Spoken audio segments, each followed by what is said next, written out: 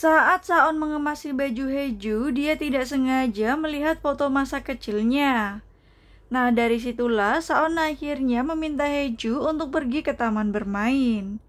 Setelah itu, Saon menyuruh Heju untuk pergi ke Namsan Tower. Disinilah Saon akhirnya mengakui perasaannya. Keesokan harinya, Saon juga memasak untuk Heju. Mereka kini sudah seperti pasangan suami istri sungguhan. Nah, Heju juga mengatakan bahwa mereka tidak pernah tidur bersama. Saon kemudian menggoda Heju, jika itu yang Heju inginkan, maka dia akan melakukannya. Sebenarnya sejak awal, Saon sangat senang ketika pulang ke rumah. Ketika melihat Heju menunggunya, dia merasa dunianya terasa lebih tenang. Heju kemudian bertanya kenapa dulu Saon mengancamnya dan melarang dia untuk jatuh cinta kepadanya. Karena tentu saja itu akan menghalangi Saon dan juga mengganggu jalannya. Tetapi Saon menjelaskan bahwa sebenarnya dia takut jika memberikan hatinya untuk Heju. Dia pun akan memberitahu semua rencananya ketika waktunya sudah tiba. Nah, Heju akhirnya menunjukkan pesan yang dikirim oleh si penculik. Saon pun akan melacak nomor tersebut. Handphone 406 juga akan dimatikan oleh Saon karena hanya mereka berdua lah yang tahu. Heju kemudian menahan Saon dan juga memeluknya dari belakang. Dia masih tidak percaya bahwa Saon mempercayainya serta menerima dia apa adanya. Di sisi lain, si penculik terlihat sangat marah karena dia tidak bisa untuk mengambil handphonenya yang ada di tangan Heju. Ketika itu, dia akan pergi ke rumah sakit tetapi melihat Saon datang bersamaan. Dia pun mendekati Saon dan juga berada satu lift dengannya. Si penculik merasa Saon terlihat sangat harum. Dia sangat kesal dan ingin merebut semuanya yang dimiliki Saon. Berita tentang si penculik terus beredar. Nampaknya ibu Saon mempunyai firasat jika dia adalah anak kandungnya. Sekretaris Baek Uyong mengatakan bahwa akan diadakan wawancara. Nah, ibu Saon mengatakan bahwa dia tidak akan membatalkannya. Heju terlihat bangun kesiangan. Dia pun buru-buru keluar kamar dan mengecek kamar Saon. Namun yang terjadi, dia tidak mendapati Saon di kamarnya. Heju terlihat menangis ketakutan.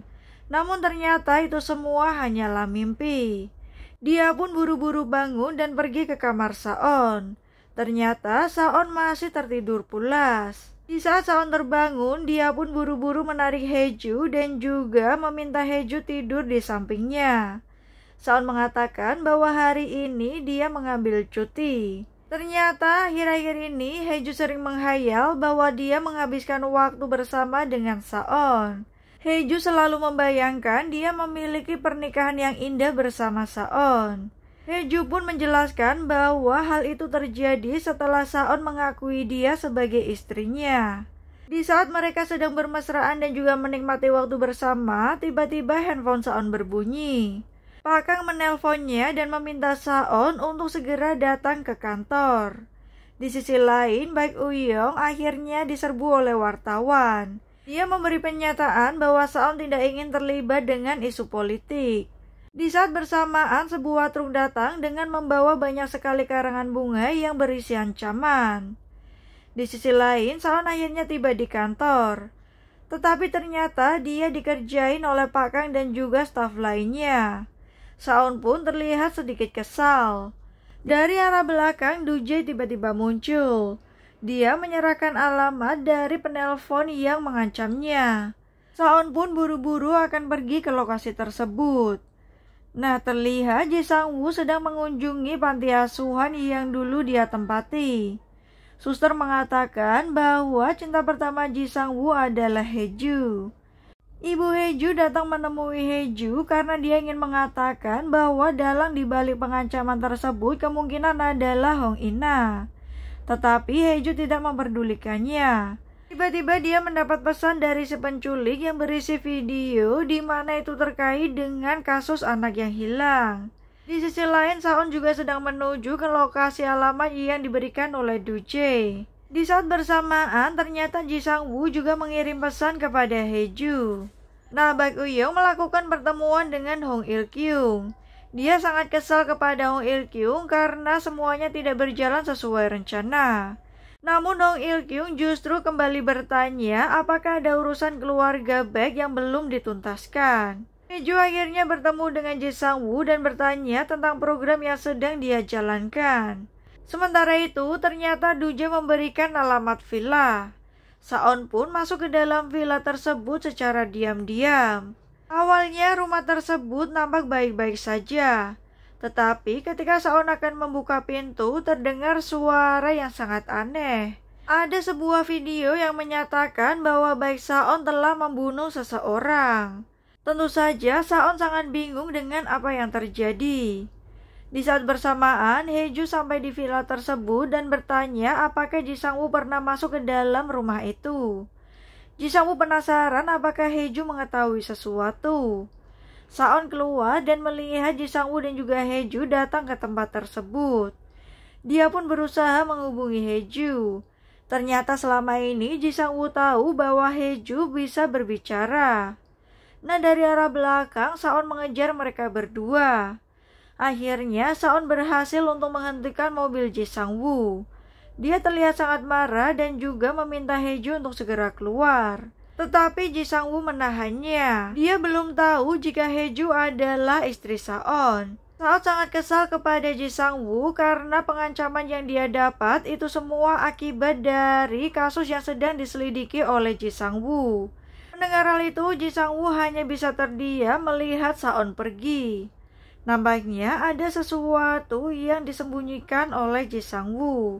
Hae-ju kemudian menunjukkan pesan yang dikirim oleh si penculik.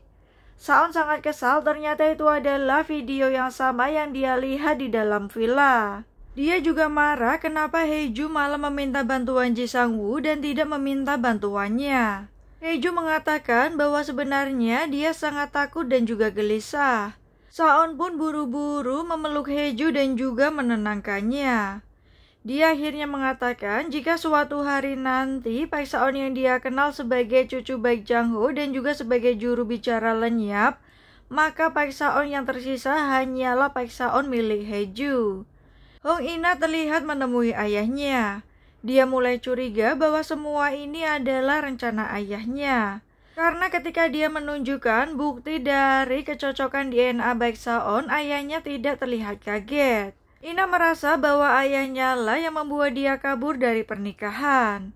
Hong Il-kyung ternyata juga mempunyai surat perjanjian dengan Baek Jang-ho di mana ketika Hong Il-kyung meminta sesuatu harus dikabulkan. Dan ketika Hong Ina kabur, Hong Il-kyung meminta Hong Ye-ju sebagai penggantinya. Baek Eui-yong tidak bisa menolak permintaan tersebut karena sudah tertulis di dalam perjanjian. Hong Ina juga bertanya kenapa ayahnya tiba-tiba menghentikan penyelidikan kasus kecelakaannya. Ternyata Baek Jang-ho yang memohon semua itu. Hong Il-kyung juga mengatakan bahwa pengancam Saon ternyata mengetahui semua tentang Hae-ju. Bukan tidak mungkin dia juga mengetahui tentang Hong Ina. Saat wawancara, Ibu Saon ingin memberikan pesan kepada anaknya. Tentu saja anaknya yang dimaksud adalah anak kandungnya atau Baek Saon yang asli. Di sisi lain, Saon sedang menggelar konferensi pers.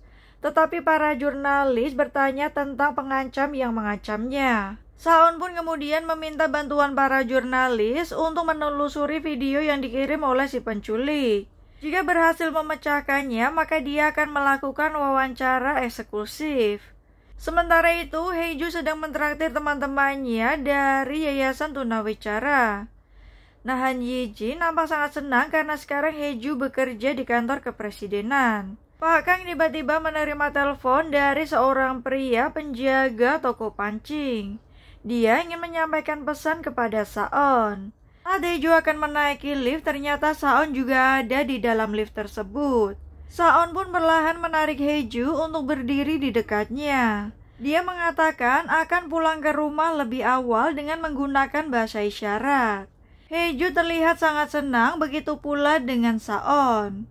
Setelah Saon tiba di ruangannya, Pak Kang buru-buru menyampaikan pesan dari pria yang menelponnya. Ternyata dia menyampaikan pesan bahwa anak itu masih hidup. Pria itu adalah penjaga toko pancing. Tiba-tiba ada seorang pria yang mendatanginya. Pria itu kemungkinan adalah ayah asuh Saon sebelum dia dibawa oleh Baek Jang-ho untuk menjadi Paik Saon yang sekarang. Karena saat itu dia sangat kehilangan Saon setelah Saon pergi. Kala itu Saon juga melihat Baek Jang-ho sedang menenggelamkan seorang anak yang kemungkinan adalah Baek Saon yang asli. Di lain sisi, Hae-ju masih menunggu kepulangan Saon. Nah, tiba-tiba Hong Ina datang ke rumah Hae-ju. Dia mulai penasaran kenapa Hae-ju tidak bertanya saat dia pergi di hari pernikahan. Ina juga memberikan hasil tes DNA milik Saon. Sementara itu, Saon memasuki toko pemancingan dan mendapati pemilik toko sedang pingsan. Hae-ju tidak kaget dengan hasil tes DNA yang diberikan Hong Ina. Karena sebelumnya, Saon sudah memberi dia petunjuk tentang identitasnya. Tiba-tiba toko pemancingan itu meledak dan Saon terlihat pingsan bersama pemilik toko. Sebelumnya saat Hae-ju melihat foto-foto tamasya mereka, dia terlihat sangat terharu. Karena ternyata ketika difoto, Saon selalu melihat ke arahnya. Hal itu membuat Hae-ju sangat terharu.